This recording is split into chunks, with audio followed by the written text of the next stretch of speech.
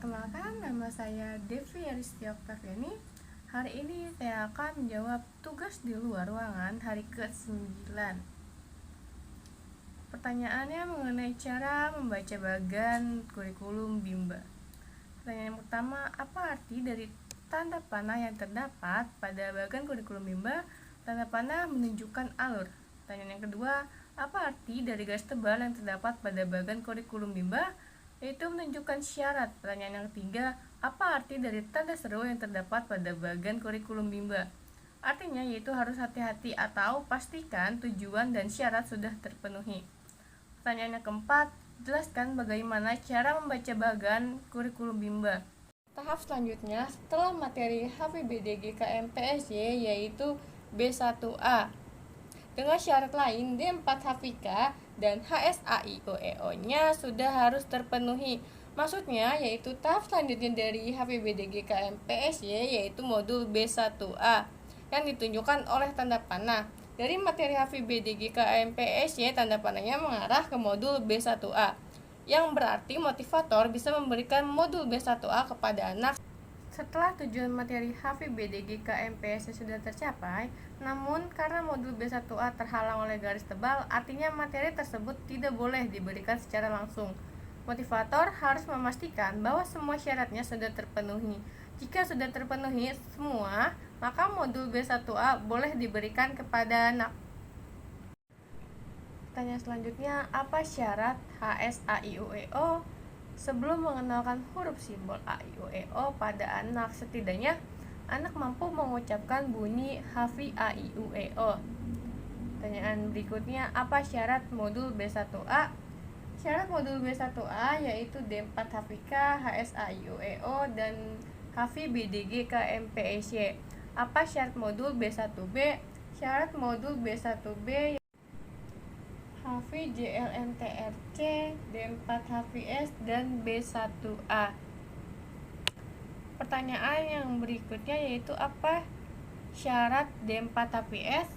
Syarat D4 HVS yaitu 4 HVS dan D4 HVK.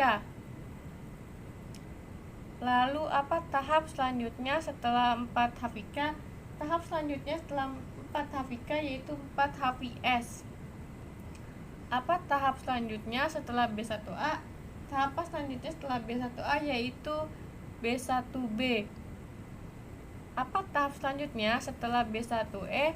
Tahap selanjutnya setelah B1E yaitu B1F dan B4.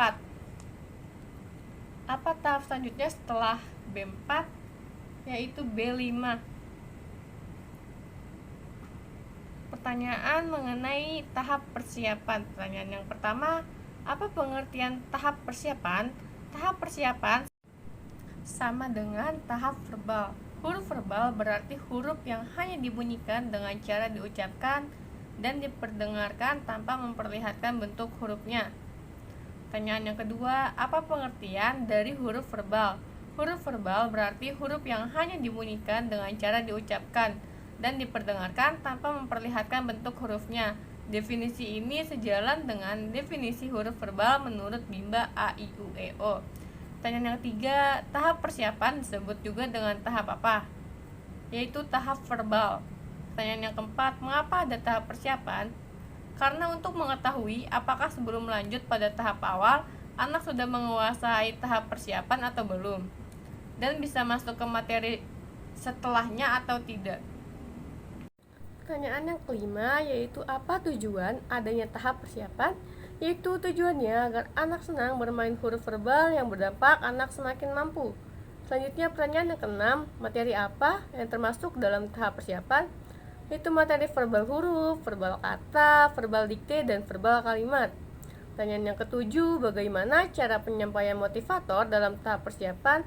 Yaitu dengan cara memperdengarkan dan mengucapkan bunyi-bunyian huruf kepada anak melalui beragam metode. Tahap persiapan di Bimba AIUEO, anak diperkenalkan bunyi hurufnya terlebih dahulu agar anak mudah mengenalkan bentuk atau simbol hurufnya. Hal ini karena sebelumnya anak telah memiliki input atau masukan walaupun hanya dari bunyi-bunyiannya saja. Sehingga ketika diperkenalkan bentuk hurufnya, atau huruf simbol, anak tidak merasa asing atau kesulitan. Pertanyaan yang berikutnya yaitu mengenai hafi a, i, u, e, o. Pertanyaan yang pertama, apa pengertian dari hafi a, i, u, e, o? Yaitu huruf verbal a, i, u, e, o adalah pengucapan bunyi huruf a, i, u, e, o tanpa memperlihatkan bentuk simbolnya. Dalam penyampaiannya, huruf verbal a, i, u, e, o dikenalkan sebagai satu kata. Lalu, apa tujuan utama dan tujuan khusus dari hafi a, i, u, e, o? Tujuan utamanya yaitu anak menyukai kegiatan bermain huruf verbal a, i, u, e, o. Lalu tujuan khususnya yaitu anak terampil mengucapkan bunyi huruf a, i, u, e, o. Lalu pertanyaan yang ketiga, bagaimana cara motivator mengenalkan hafi a, i, u, e, o?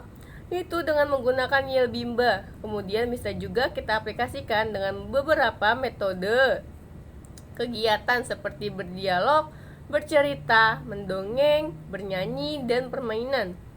Kemudian pertanyaan mengenai hafi BDG KMPSY. Pertanyaan yang pertama, apa pengertian dari hafi BDG KMPSY? Yaitu pengucapan bunyi huruf BDG KMPSY tanpa memperlihatkan bentuk simbolnya. Lalu apa tujuan utama dan tujuan khusus dari hafi BDG KMPSY? Tujuan utamanya yaitu agar anak menyukai kegiatan bermain huruf verbal BDG KMPSY. Kemudian tujuan khususnya yaitu agar anak terampil mengucapkan bunyi huruf B, D, G, K, M, P, S, Y dengan benar. Kemudian pertanyaan yang ketiga, bagaimana cara motivator mengenalkan hafi BDG KMPSY? Yaitu motivator mencontohkan terlebih dahulu cara mengucapkan huruf B, D, G, K, M, P, S, Y secara perlahan-lahan dan berulang-ulang melalui lagu B, D, G, K, M, P, S, Y dengan cara yang menyenangkan. Kemudian motivator mengajak anak menirukan pengucapan huruf B, D, G, K, M, P, S, Y secara perlahan-lahan dan berulang-ulang melalui lagu B, D, G, K, M, P, S, Y dengan cara yang menyenangkan. Pertanyaan mengenai hafi JLN-TRC. Pertanyaan yang pertama, apa pengertian dari hafi JLN-TRC? Yaitu pengucapan bunyi huruf JLN-TRC tanpa memperlihatkan bentuk simbolnya. Kemudian, apa tujuan utama dan tujuan khusus hafi JLN-TRC? Tujuan utamanya yaitu agar anak menyukai kegiatan bermain huruf verbal JLN-TRC. Kemudian tujuan khususnya yaitu anak terampil mengucapkan bunyi huruf JLN-TRC dengan benar. Tanya selanjutnya, bagaimana cara motivator mengenalkan hafi JLN-TRC? Yaitu motivator mencontohkan terlebih dahulu cara mengucapkan huruf JLN-TRC secara perlahan-lahan dan berulang-ulang melalui lagu JLN-TRC dengan cara yang menyenangkan.